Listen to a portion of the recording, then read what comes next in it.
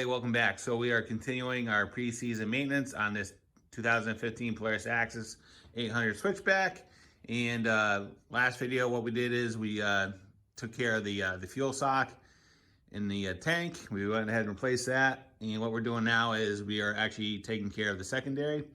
So what's going on with this sled is whenever you put in reverse and basically the clutch spins backwards, it opens up, the belt drops down in the secondary, and it goes nowhere. So what we're gonna do is we're gonna take the secondary off, and then I'm gonna show you what you need to do. And because a lot of the videos I've seen on the secondaries, they're not that good as far as providing a lot of detail. So stick around. We're gonna take this thing off. I'm gonna show you exactly what you need to do to get it off, and then take it apart, get it serviced, and be back on the trail. All right, so to remove the secondary on an Axis sled is actually very easy. First thing you want to do is you're going to remove the belt. And to remove the belt, Polaris actually supplies you the tool to do it. So on the secondary, there is a threaded hole. And what you're going to do is you're going to take this tool and thread it in there. And what it's going to do is it's going to open up the secondary, and then the belt will drop. And then once you do that, you can take a 15mm socket to back the bolt out, and then the secondary will just slide right off. All right, so we're on the bench. We're getting ready to take the secondary apart. So there are some tools that you're gonna need, but nothing out of the ordinary. There are specialized tools to compress the spring when you go to take the helix out, but we're not gonna do that. I'm gonna show you what I do. And you can make this stuff from scraps lying around the house. So we got two 2x6s. You can use 2x4s, it really doesn't matter. One of them has a nut inside of it. This just happens to be 3/8/16, so you can do a 1/2-inch threaded rod. And then we have a threaded rod, it's approximately 18 inches long. And then I have a 3-inch PVC cap, along with a 3-inch piece of PVC piping. And it's probably about 6 inches tall. Staff ring pliers, vice grips, a 9/16 wrench for the nut, and a hammer. So the first thing we're gonna do is take out the helix, and the helix is held in by 4 T27 Torx bits. So what you want to do before you go nuts on it, take your Torx bit and make sure when you put it in there, you get good engagement. It actually goes all the way down to the bottom, and there's nothing hung up on it. Because the last thing you want to do is think you're in there, and you go to take them out and you strip it. So just take some time and make sure there's nothing in the heads of the screws. So what I'm gonna do is I'm gonna take the Milwaukee, and I'm just gonna start on level 1, just let it impact on those screws, send some vibrations through it, and then loosen up the threads, and then we'll back them out. All right, let's take those screws out.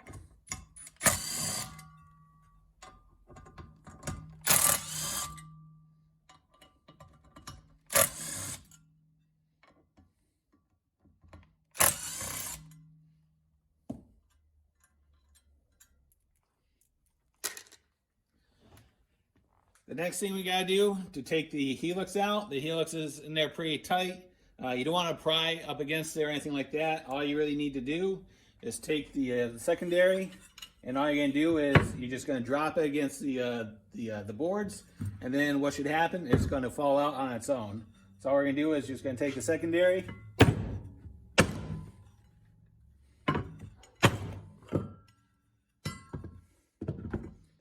there you go, the helix is out.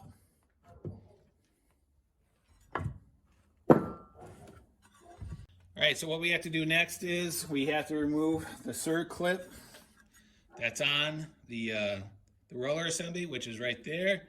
So all we're gonna do is we're gonna put our compression device together, and all we're gonna do is slide the secondary over it, and then we're just gonna take our cap and we're gonna put it on the roller assembly. We're gonna take a washer, and then we're gonna take a nut. And I'm just gonna send it down there. All right, so what we're doing is I just have my vice grips on top of the threaded rod just to stop it from spinning. And I'm gonna tighten the nut. It's gonna drive the spring down.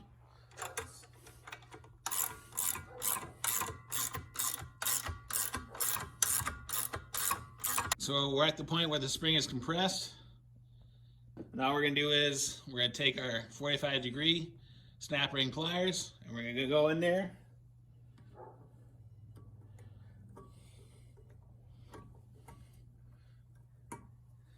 We're gonna release the circlip and then we're gonna bring it up and put it up there. With the circlip removed, now we're just gonna remove the tension off the spring.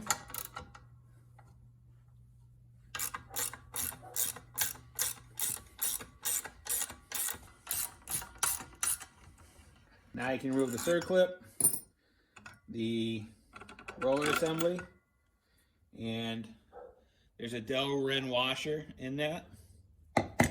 Next is the spring, and then the thrust washer, which is down at the bottom. This one also has a Delrin washer in it. And then at the very bottom, there's another Delrin on it. And what we're gonna do now is, the secondary completely comes apart, right? So there's one half, and then there's another washer, right, that goes in there. And what it is, if you look, it's brass colored. So if we look at the second part of the secondary, you'll see the head of the adjustment screw, which is right there. The way it works is that brass surface is a sacrificial surface that the screw presses up against when you're going to set the deflection on the primary or on the drive belt.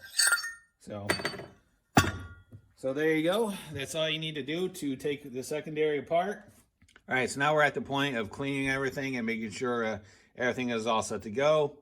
And what you want to do is just take some Scotch-Brite and some brake cleaner and clean both sides of the faces so they're nice and clean. There's no belt residue inside them. And go ahead and take some Scotch-Brite and just make sure that there's no buildup and no burrs on the shaft. Don't use sandpaper, just hit it with some Scotch-Brite. You gotta make sure that's clean because these things go together with no lubrication. They're designed to run dry. So as far as parts, what we're doing is we got a new secondary spring. This happens to be the black and green from Venom because that is the clutch kit that's in this thing.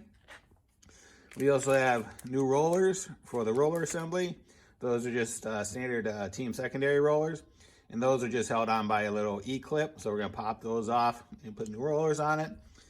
And the last thing we're gonna do is, then this is a kind of a little performance upgrade on it. What we're gonna do is we're gonna actually omit the Delrin washer that goes underneath the spring cup. And we're gonna replace it with a thrust roller bearing. And the way this thing is designed to work, the little bearing surface goes inside the that part of the primary, well, that part of the secondary, and then the roller thrust bearing goes on top of the bearing surface, and then the spring cup goes on that. And the whole reason for this is it'll prevent the spring from binding inside the secondary. So again, this thing doesn't turn 360 degrees. It's just meant to articulate maybe a quarter to a half a turn. So we're gonna go ahead and do that, and I'll show you how it works once we get to the point of reassembly. All right, so we're replacing the rollers on the roller assembly, and they go on there pretty easy. You just take them off. There's a little E-clip, and then the little thrust washer, and then the roller itself. So when you do put this thing back together, if you do look at the rollers, there's two different sides of it. There's a flat side, and then there's a chamfered side. The chamfered side is gonna go on towards the roller assembly, and then the washer goes like that, and then the E-clip. So make sure you put it together right. All right, so now we're at the point where we're getting ready to put everything together. And one thing you want to be aware of is on the spline shaft, hopefully you can see that, but there's actually a set of double teeth that are different than the rest that are on the shaft. And basically those correspond with a notch on the roller assembly. So all you want to do is just take a paint pen and basically mark that. And then what you're going to do is you're going to take the same paint pen and you're just going to mark the roller assembly. And if you can see, there's the set of splines that are notched out. So what you want to do is mark that. And the reason why is obviously you're going to want everything aligned when you're compressing everything, so there's no guessing on it, right? So do that. And what we're going to do now is we're going to take the bearing surface for that thrust washer. We're going to place it down there, and these are going to go in there dry.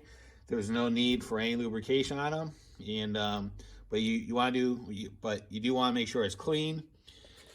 And then you're going to take the thrust roller bearing, right, and place that down there as well, right? So again, make sure everything's nice and clean.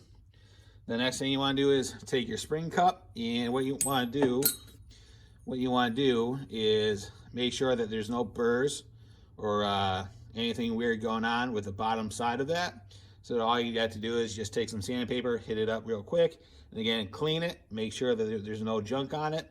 And then you're going to place that down onto the roller bearing. So that's going to rotate pretty good. I also forgot, I am going to put a Delrin washer on it, right? And then I'm going to take the new spring. I'm going to put it on there, right? So what this whole thing does, right, is it prevents the spring from bonding up in the secondary. Again, this thing isn't going to spin, more than a half a turn or a quarter turn, but what's going to do is going to allow it to rotate without it being bound up. This isn't really anything new. This isn't anything that I came up with. This is pretty much a common upgrade for these team secondary clutches. There are aftermarket companies out there that do sell these as a kit, but what you can do, you can actually buy these parts on Amazon for like 10 bucks. So what I'm going to do is I'm going to put a link in the description of where you can go and buy them yourself, and go ahead and do this on your own. But again, there's no need for any type of lubrication or anything like that, because again, even though the secondary is going to be moving fast, there's really no need for any lubrication, because that roller bearing is only going to really rotate half a turn. So make sure you're putting these things together dry but clean. All right, so now we're getting ready to put the helix back in. So when I took this apart, I made a note of the X on the back side of the secondary, and I know it corresponds with the writing on the helix. So all you want to do is just take the helix, again, make sure everything's nice and clean, and then all you can do is you're just going to drop it in there.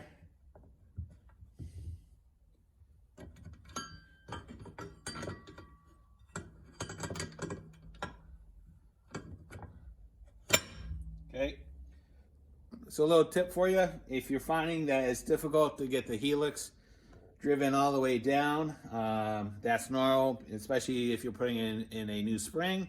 So just go ahead and take your spring compressor and go ahead and use that to seat the helix back in the secondary. That's completely normal. And then what you do is go ahead and use some blue Loctite on those threads. But before you do that, take some brake clean, blow them out, make sure they're nice and clean, and before you put them in there, because last thing you want to do is strip them out.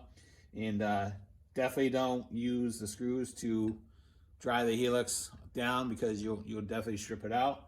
And then that's it. So all you want to do is just get the bolts in there nice and easy. And then all we're going to do is I'm just going to use my impact just to drive them in and just snug them up.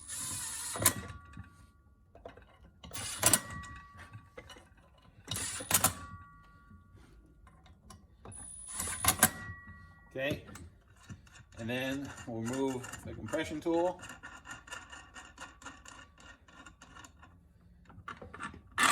Get that out of the way. And then I'm just going to hand tighten these. I don't know what the exact torque spec on them are. I want to say it's maybe 20 inch-pounds. But all we're going to do is we're just going to tighten these up.